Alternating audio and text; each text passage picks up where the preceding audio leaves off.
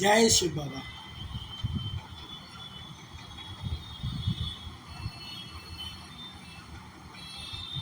सुख शांति का आधार है पवित्रता।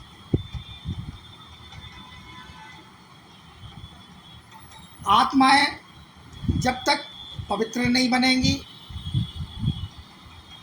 संसार सुखमय नहीं बनेगा।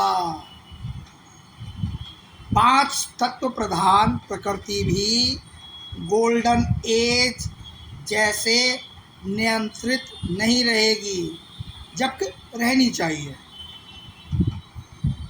कहीं ना कहीं आसक्ति अटकी रहती है तो आत्मा कमज़ोर रह जाती है। योग में धारणा नहीं लगती, योग का तेज चेहरे पर दिखाई नहीं देता। रचना को रचने वाला शिव बाबा मिल गया तो उसकी रचनाओं में क्या फंसना, किसी देहधारी में क्यों फंसना।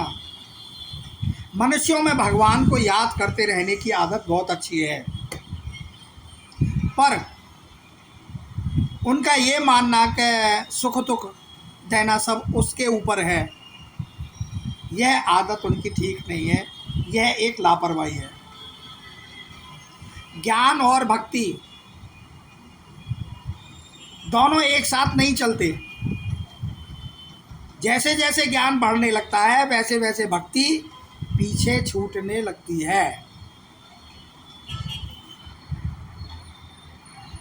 बड़े से बड़ा जो है उसकी बायोग्राफी को तो जानना चाहिए ना। आप कहीं सर्विस कर रहे हैं तो आपके बॉस क्या करते हैं, कैसे हैं, इसके बारे में पता होना चाहिए। ये कर्म योग है।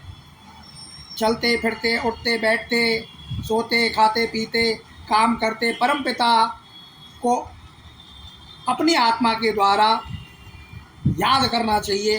परंतु आजकल के जो ढेरों गुरु गोसाई हैं वो एक कंठी माला गले में टांग देते हैं और कहते हैं जब करता रहे। शरीर को कष्ट आत्मा भोगती है, शरीर नहीं। शरीर को तो कष्ट होता है, शरीर को दर्द तब नहीं होगा जब आत्मा निकल जाएगी। आत्मा ही कर्म भोगती है, आत्मा ही सब कुछ करती है।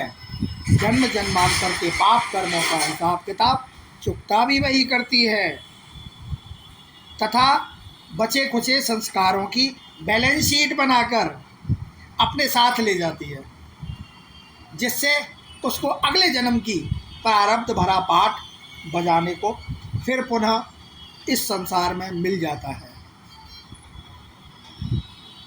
चाहते सभी हैं विश्व में सुख शांति हो, पर जानते ही नहीं कि अब से पहले यह सुख शांति कब थी, कब तक रही थी, और अब वह कहाँ गायब हो गई।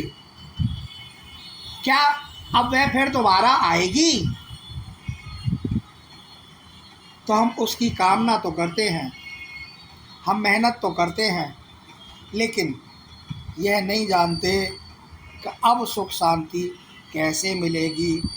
ये कलयुग का अंत हो चुका है, संगम युग वासी हो चुके हैं, सतयुग आने वाला है। यह दृढ़ निश्चय करना, अपने आप को आत्मा समझना एक बहुत बड़ी बात है। हम देहभान में आ जाते हैं, देह के कारण हम देह के सभी धर्म निभाते हैं, लेकिन आत्मा का जो स्वधर्म है शांत स्वरूप, उसको हम भूल जाते हैं। जय शिव बाबा, जय परमपिता निराकार।